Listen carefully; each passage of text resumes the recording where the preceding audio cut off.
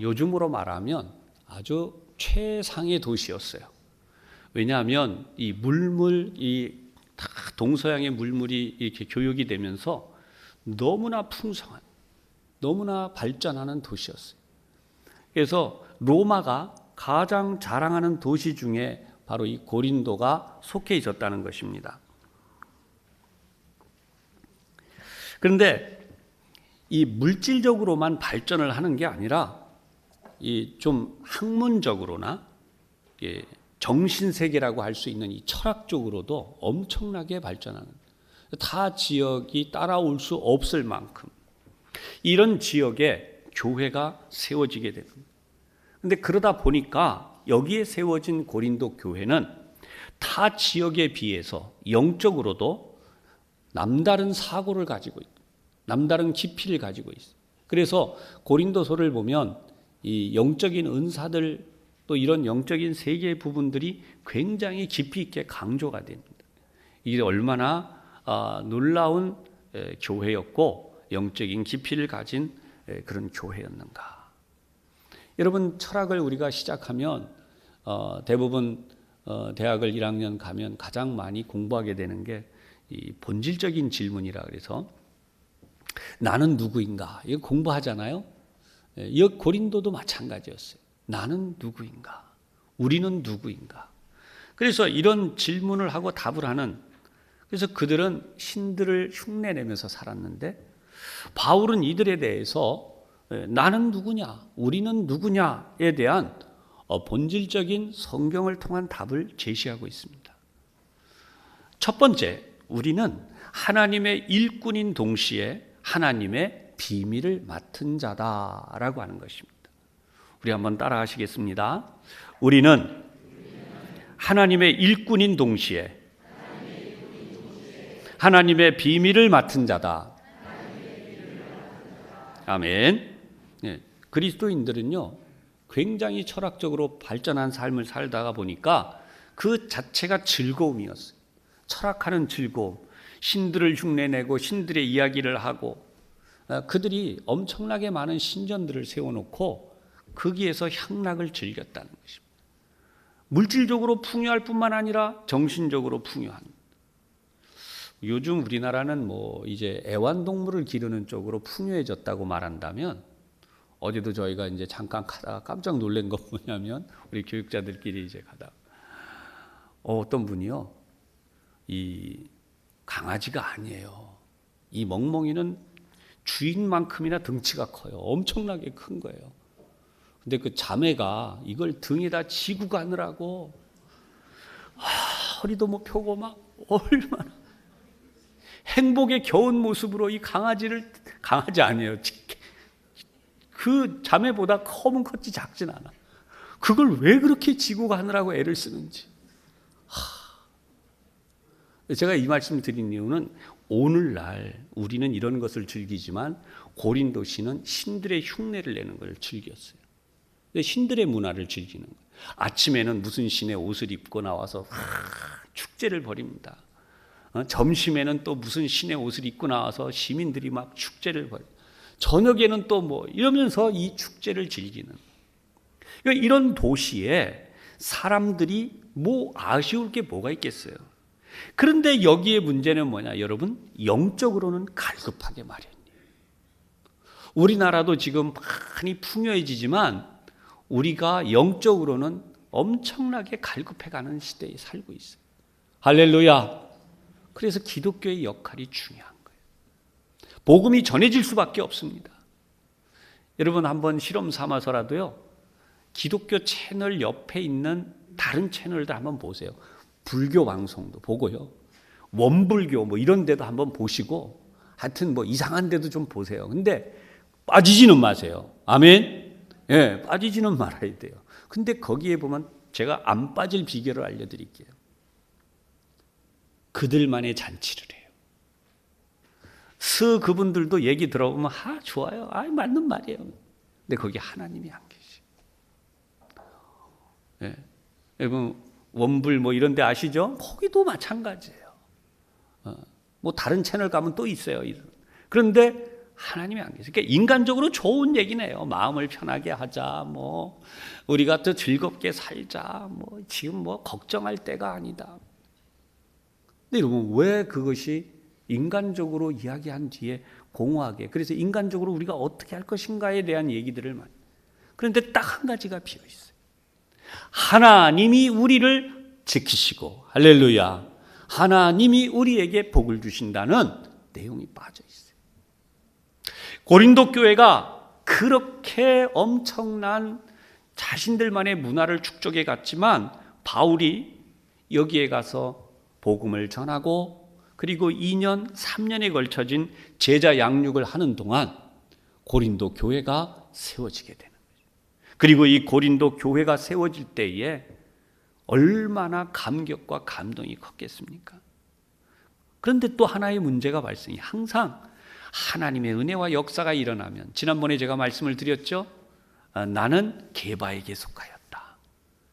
나는 아볼로에게 속하였다. 나는 바울에게 속하였다. 나는 그리스도에게 속하였다. 성도들이 막 분열해가지고 서로 대립을 하기 시작한.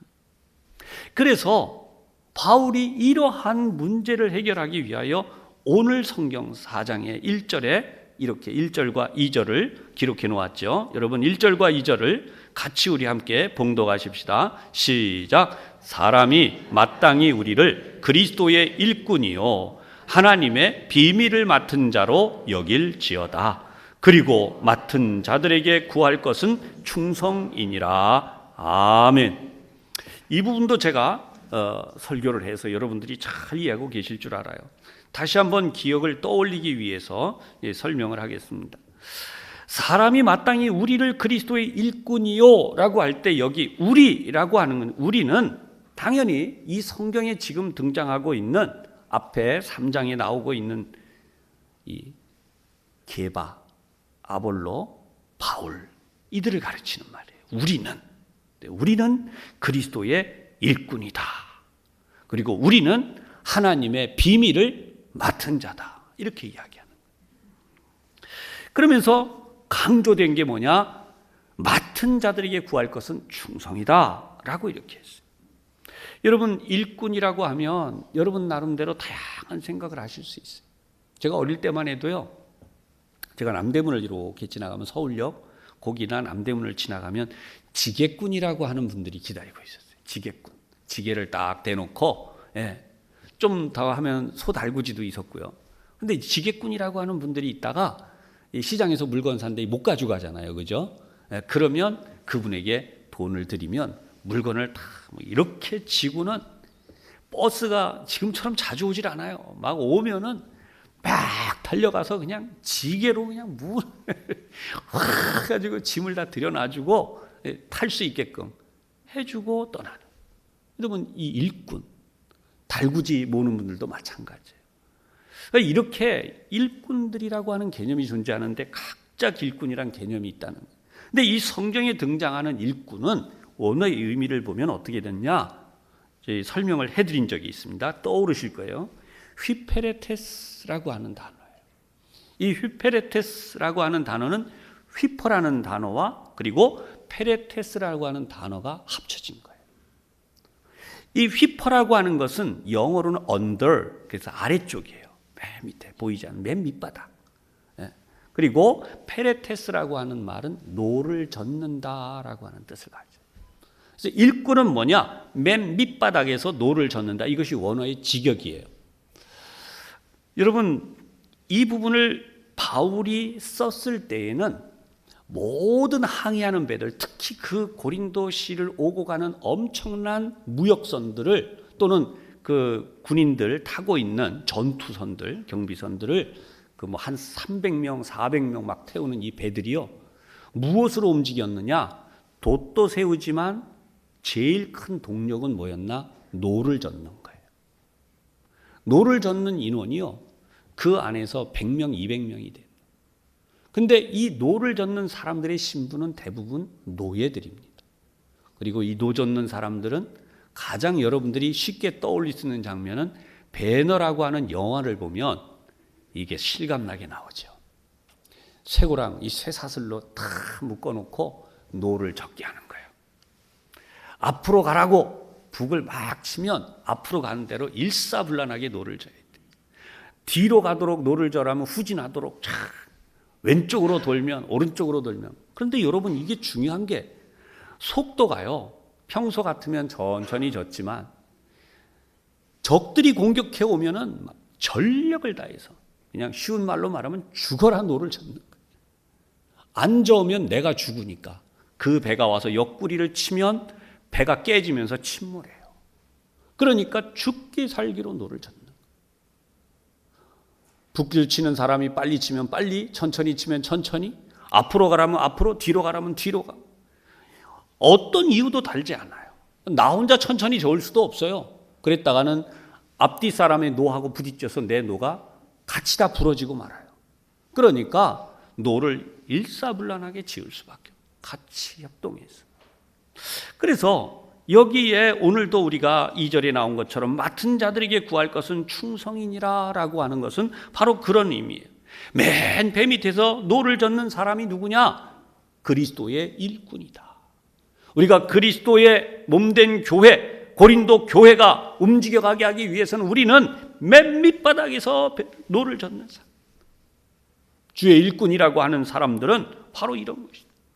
누가 나를 알아주든지, 누가 나를 알아주지 않든지, 누가 나를 칭찬해 주든지 안 해주든지, 누가 나를 오해를 하든지 아니면 누가 어떻게 되든지, 여러분, 우리가 그 부분에 대해서 너무 인간적으로 의식하면서 하는 게 아니라, 여러분 그렇잖아요. 게바도, 그리고 아볼로도, 그리고 바울도 서로 내가 이거 하는데 게바는 어떨까? 바울 입장에서 아볼로는 어떨까? 그런 거 할 필요 없다는 거예요. 우리는 그리스도의 일꾼이다. 선장이 되시는 예수님의 명령만 따를 뿐이라는 거예요. 할렐루야. 여러분, 이게 신앙이에요. 이게 믿음의 길이에요. 고린도 교회가 서는 길은 그 길뿐이라는 것입니다. 그런데 이게 어떤 의미를 또 가지고 있어요? 그리스도의 비밀을 맡은 자다. 여러분, 그리스도의 비밀을 맡은 자라는 것은요, 하나님이 그 사람에게 부여하신 특별 임무가 있다는 거예요. 바울에게만, 아볼로에게만, 게바에게만, 물론 노 젓는 것처럼 방향은 똑같고 일사불란하지만 자기의 역할이 분명하다는 것이에요. 오늘도 여러분 가운데 이런 하나님의 은혜가 있음을 믿으시기를 축복합니다. 종종 보면요, 믿음의 가정이라고 해도 아내만, 어떻게 보면 거의 일생 동안 아내만 교회 나오다시피 하는 분이 있어요. 심지어 반대로 남편만 교회를 나오다시피 하는 분들, 자녀들만 나오거나 부모님만 나올 수도 있습니다. 근데 이렇게 하다 보면 인간적으로는 지치니까 내가 뭘 하고 있지, 이런 생각이 드는 거예요. 가족들이 서로 다 응원해주고, 남편과 아내가 응원해주고, 부모 자녀가 함께하고 노를 같이 젓는 가정이면 얼마나 행복하겠어요. 꼭 그렇지는 않을 때가 있다는 거예요. 그리스도의 비밀을 맡은 자, 바울이 얼마나 외로운 복음 전도자였습니까? 근데 그 이유가 뭐냐는 거예요. 하나님만이 알아주시는. 여러분, 절대로 우리 옆에 사람 한번 축복하고 따라하겠습니다.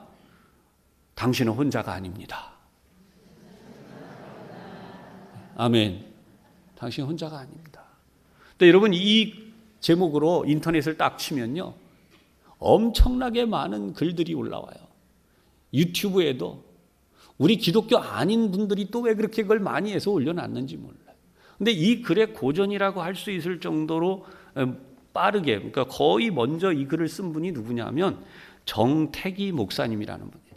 정태기 교수님이라 그래서 이 상담하게, 대학 교수님이시면서 상담하게 거의 우리나라에서는 뭐 독보적인 분이죠. 그리고 이 상담뿐 아니라 영성에도 대가세요. 근데 이분이 쓴 글 속에 이런 얘기가, 이 제목 자체가 당신은 혼자가 아닙니다. 이 책이 그렇습니다. 이 책 속에 보면 이런 내용이 있어요. 이분이 이제 유학을 가셨어요, 미국에. 가서 유학 가서 이제 주일학교를 맡았습니다. 교회 봉사하는데 이제 주일학교 교사를 근데 학생들이 계속 줄어가는 거예요. 반에서 이게 좀 우리나라처럼 무슨 인구 절벽이 있다는 그런 거 아니에요. 애들은 많은데 당신 반만 아이들이 줄어드는 거예요. 왜 이러냐? 이게 내가 무슨 그래서 결국 이렇게 근처에서 찾아보다가 멀리 미국에 있는 한 교회 이야기를 듣게 됐어요. 그 교회가 아이들이 엄청나게 부흥해요. 도대체 그 비결이 뭐냐? 그래서 그 교회를 찾아가는데 버스를 타고 그 교회를 찾아가는데 우리나라에서 없는 서울에서 한 천안까지 가는 만큼 거리래요. 거기를 찾아가서 목사님께 인사를 하고 저는 누구누구입니다 한 다음에 목사님 교회에 이렇게 학생들이 부흥하는데 그 비결을 배우러 왔습니다. 이렇게 얘기하니까 담임 목사님께서 제가 답변할 수 있는 게 아닙니다. 그러면서 자기 교회에 계신 그 선생님 이름을 제니라고 하는 여자 선생님을 소개해 줄 그걸 좀 찾아가세요. 그래서 이제 찾아갔어요. 아이들이 얼마나 많은지 이 선생님을 만날 시간이 없어요. 그래서 겨우겨우 끝나서 이 선생님을 만난 시간이 언제냐? 저녁 6시라는 거예요. 저녁 6시가 돼서 이제 어느 정도 어두웠는데 그 가로등 밑에서 이분이 이제 약속 시간에 찾아오시니까 이제 그분을 만나려고 이렇게 보고 있는데, 여러분 요즘은 인권 때문에 말이 조심스러운데 이분 글 속에 있는 거니까 양해하세요. 이 선생님이 이렇게 걸어오시는데 이게 사람이 걸어오는 건지 이 많은 드럼통이 걸어오는지 이걸 이해를 할 수가 없더라고요. 깜짝 놀래가지고 이렇게 쳐다보고 있는데 더 놀란 것은 뭐냐? 이분은 상상을 한 거예요. 이 선생님이 얼마나 매력적이고 얼마나 뭐 사람들이 다 그러면 학생들이 이렇게 많이 모였을까? 그런데 이 선생님이 왔는데 더 가까이 보니까 전혀 미인이 아니더라는 거예요. 그래서 자기 예상이 완전히 빗나갔다는 거예요. 어떻게 무엇이 선생님으로 저 자매로 하여금 저 선생님으로 하여금 이렇게 많은, 여러분 몇천 명이 아니에요. 무디 이상으로 이분이 저 학생들이 모인 거예요. 근데 이 비결이 뭐냐고 이 선생님한테 질문을 한 순간 이 선생님이 한 대답이 이거예요. 미스터 정, 나 처음 봤을 때 너무 못생겨서 놀랐죠? 본인이 그렇게 이야기를 하더라는 거예요. 사실이 그랬기 때문에 너무 당황스러워서 답을 할 게 없었대요. 어떻게 할지를 모르고. 근데 당신 소개를 계속 하더라고요. 나는 내 자신이 너무 초라해서 중학교, 고등학교를 다니는 동안 자살을 3번이나 시도했습니다. 근데 그때마다 번번이 살아났다는 거예요. 한 번은 약을 먹고 이제 정신이 그러고 있는데 어머니가, 그러니까 남편, 아버지에게 하는 이야기를 들었어요. 여러분 살면서 일생에 듣지 않아야 될 이야기가 있습니다. 근데 이 자매가 그 이야기를 들은 거예요. 뭐라고 이야기를 하느냐? 아버지에게 어머니가 소곤소곤하는 얘기. 여보, 제니가 차라리 죽는다면 얼마나 좋을까요? 여러분 자식 입장에서 그 소리를 들으면 이게 어떻게 되는 거예요? 거기서 살아난 거예요. 사실 실제로 이 자매는 실력이 없어서 고등학교를 졸업할 실력이 안 돼요. 그래서 야학이라고 불리는 우리나라 야학이라고 불리우는 고등학교, 이 야학고등학교를 간 거예요. 옛날에 공민학교라고 있었죠. 그런 데를 간 거예요. 근데 거기 놀라운 일은 기도 모임이 있어요. 그 안에. 그리고 그 안에 성경 공부 모임이 있는 거예요. 요즘은 성경 공부하자 그러면 이단들이 하도 판을 치니까 다 위장, 여러분 가지 마세요. 우리 교회에서만 해야 돼요. 할렐루야. 가지 말아야 돼요. 우리나라에서. 근데 이때 당시에는 이 성경 공부 모임. 12명이나 되는 사람들이 이 자매를 놓고 매일같이 기도를 해주는 거예요. 어디가 이쁜 구석이 있다고, 어디가 잘난 구석이 있다고 기도해주고 성경 공부를 물론 공부도 하지만 성경 공부를 이렇게 한 6개월이 지나가고 나니까 어떤 일이 생기냐? 자기도 모르게 마음에 기쁨이 생기더라는 거예요. 태어나서 여태까지 그런 적이 없다는 거예요. 세상이 달라지더라는 거죠. 사람을 보는 것도 달라지고 내가 왜 이렇게 되고 있는지 알지 못하는 일이 생긴 거예요. 여러분, 본인의 고백은 예수 그리스도께서 내 안에 들어오셨다는 거예요. 할렐루야. 이 기쁨을 맛보고 있는 동안에 이 주변에 있는 교회에서 이 자매에게 유치부 아이 8명을 맡겼어요. 근데 이 아이들을 가르치는 게 고민이에요. 본인이 실력이 없잖아요. 남들이 잘하는 뭐 율동을 하겠어요. 목소리가 좋아요. 첫인상이 좋아서 아이들이 빵긋빵긋 하겠어요. 뭐 어떻게 할 수가 없으니까 본인이 할 수 있는 건 뭐냐? 기도밖에 없었다는 거예요. 그래서 자기 전에 아이들의 이름을 불러가면서 간절히 눈을 뜨면 자기도 모르게 그 아이들의 이름을 불러가면서 하나님, 내가 이 아이들을 사랑하는데 이 아이들을 어떻게 하면 하나님이 원하시는 아이로 가르칠 수 있을까요? 저에게 지혜를 주세요. 비결이라고 하면 하나님이 그때마다 깨닫게 하신 대로 이 아이들에게 대응한 것밖에 없다는 것이. 그래서 그거는 어떤 패턴이 없는 거예요. 그냥 그 아이들에게 그렇게 한 게 다라는 거예요. 그렇게 3년이 지나가고 나니까 아이들이 엄청나게 몰려오기 시작하고 4년이 지나가니까 셀 수 없는 아이들이 오기 시작해요. 여러분, 부흥의 비결이 뭐냐라고 묻는다면 이 선생님이 하는 말이, 나는 기도했고 하나님이 나에게 생각을 주시는 대로 한 것뿐이 없고 내가 당신에게 가르쳐 드릴 게 없습니다. 그게 전부예요. 그리스도의 비밀이죠. 할렐루야. 여러분들도 그리스도의 비밀을 맡은 분들이, 크든지 작든지 여러분의 인생에 그 비밀이 다 있어요. 기도하시기 바랍니다. 말씀 보시기 바랍니다. 오늘 우리 기도 운동, 말씀 보기 운동 하는데 여러분, 그것밖에는 없어요. 교회 부흥의 기초는 총회에서도 이야기하지만 다른 게 없어요. 말씀 보고 기도하고 교회의 본질로 돌아가는. 두 번째로 우리 오늘 중요하게 봐야 되는 것은 그리스도의 일꾼으로 살면 나 자신도 남도 판단하지 말아야 한다는 것이 오늘 성경 본문에 나오는. 왜 판단을 하면 안 되는가? 여러분, 판단을 하면 판단은 우리를 병들게 해요. 비교평가를 시작하거든. 그 다음에 판단을 하면 우리의 열정이 식어져요. 모처럼 기도하고 모처럼 교회 와서 봉사 좀 하려고 그러는데 에이, 기분 나빠, 이제 안 해. 우리 열정이 식어버려. 그런가 하면 판단은 우리가 하나님의 뜻보다 사람의 눈을 의식하게 해요. 내가 이걸 한다면 사람이 어떻게 보지? 자꾸 우리도 모르게 이런 일이 생긴다. 그래서 바울은 오늘 본문에서 명백한 대안을 제시하게 돼요. 그것이 오늘 3절부터 나와요. 3절에 너희에게나 다른 사람에게나 판단받는 것이 내게는 매우 작은 일이라. 게바는 저렇게 하는데 아볼로는 저렇게 하는데 바울은 뭐야 저게. 그렇게 판단받는 것이 나에게는 적은 일이다. 여러분, 오늘 이 말씀대로 사시기를 축복합니다. 그 다음에 나오는 말씀이 4절인데요.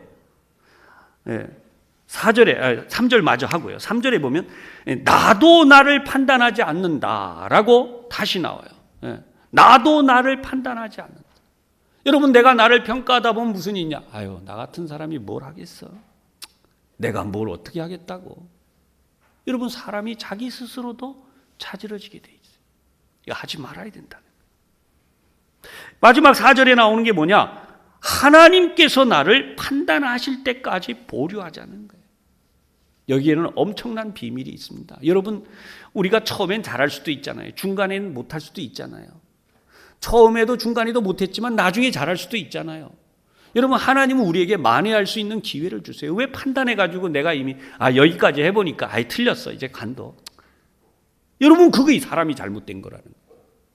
할렐루야! 할렐루야! 하나님이 하시는 일은 몰라요. 건강관리도 그래요. 병원 다니면서 치료받는데 여러분, 10년을 치료해도 안 날 수도 있어요. 근데 11년째에 날 수도 있잖아요. 그건 사람 모르는 거예요. 마지막에 회복이 될 수도 있는 거예요. 그러니까 인간은 자꾸 자기 판단을. 사랑하는 여러분, 성경은 바울이 한 말을 다시 한번 봐야 돼. 내가 자책할 아무것도 깨닫지 못한다. 이로 말미암아 내가 의롭다함을 얻지 못한다. 다만 나를 심판하실 분은 주님뿐이시다. 할렐루야. 우리 모두를 심판하시는 분은 주님뿐이라는 것이. 사랑하는 여러분, 우리가 인간적으로 매어가지 마십시다. 최종적으로 판단받는 분은 우리 주님인데 때가 이르기 전에 우리가 하지 말라는 것이. 저나 여러분이나 내 인생의 삶이 끝났을 때 하나님 앞에 섰을 때의 판단을 받는, 바로 그게 우리의 목표가 돼야 돼. 할렐루야. 주님이 우리가 살아있는 동안에 만약 오신다면 재림하시는 그때에 판단하시는 그것이 바로 우리 주님께만 있는 거예요. 우리는 아무 판단할 힘. 그래서 칭찬이 누구로부터 있다고요? 각 사람에게 하나님으로부터 칭찬이 있으리라. 아멘. 여러분, 오늘 우리 교회가 이 한 해 동안 예수님을 따라가자. 예수님으로부터 오는 칭찬. 이 하나 바라보고 여러분 이 한 해 동안 이번 우한 이 바이러스 이 문제도 마찬가지지만은 우리가 예수님만 따라가면서 하나님만이 나를 지켜주시고 하나님만이 나를 보호하시고 하나님만이 나에게 복을 주시고 하나님만이 나에게 칭찬하시고 할렐루야. 여러분 이 비밀을 맡은 자로 끝까지 나도 나를 판단하지 말고 다른 사람도 판단하지 말고 모든 심판을 보류한 가운데 주님 앞에 서는 그 마지막 때에 받는 그 심판에 여러분의 인생의 목표를 두고 적극적으로 온 힘을 다해 살아가시기를 주님의 이름으로 축복합니다. 우리가 이 시간 기도할 텐데요. 조금 시간이 갔지만 그래도 우리 기도하십시다.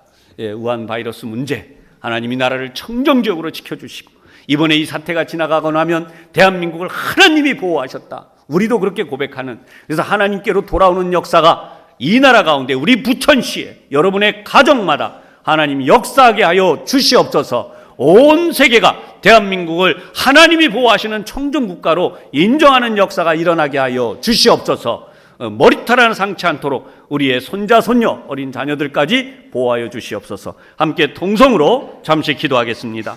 하나님 아버지, 오늘도 저희들을 불러주시고 하나님 은혜로 인도하여 주심을 감사드립니다.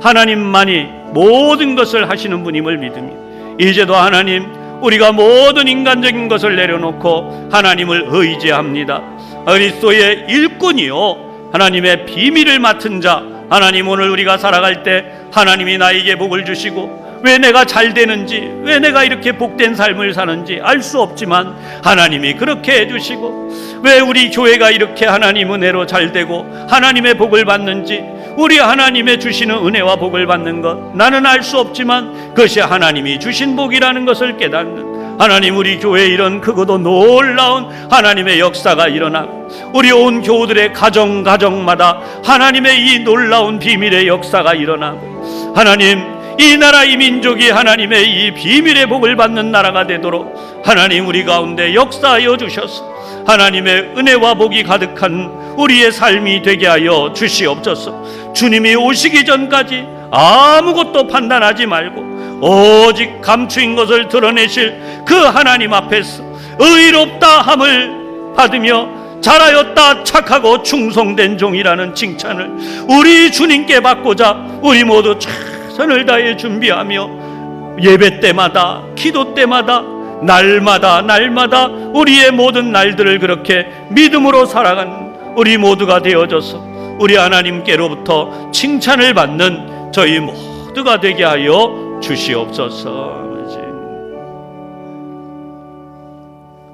자비하신 하나님, 저희들을 은혜 중에 지켜주시고 머리털 하나 상치 않도록 보호하여 주실 줄로 믿습니다.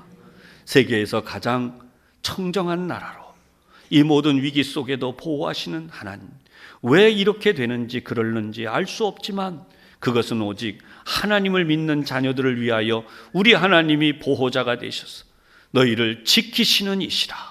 하나님의 보호하심이 우리와 우리의 자녀들, 우리의 가정, 그리고 이 일을 위해 힘쓰는 모든 관계자들, 특별히 우리 이병철 장로님 하나님 은혜 가운데 보호받고 또 하나님 은혜로 인도해 주셔서 믿는 하나님 장로님이 계셔서 우리가 이렇게 잘 되었다고 하는 하나님께 영광 돌리는 일도 일어나게 하여 주시옵소서. 하나님, 오늘 우리 부천 산성교회 오늘까지는 오후 예배를 쉬지만 다음 주일부터 우리가 식사도 즐겁게 하고 기쁨으로 우리가 교제하며 예배하겠사오니 그 어느 때보다 우리 부천 산성교회에 놀라운 부흥의 역사가 일어나게 하여 주옵소서. 예수님 이름으로 기도하옵나이다. 아멘.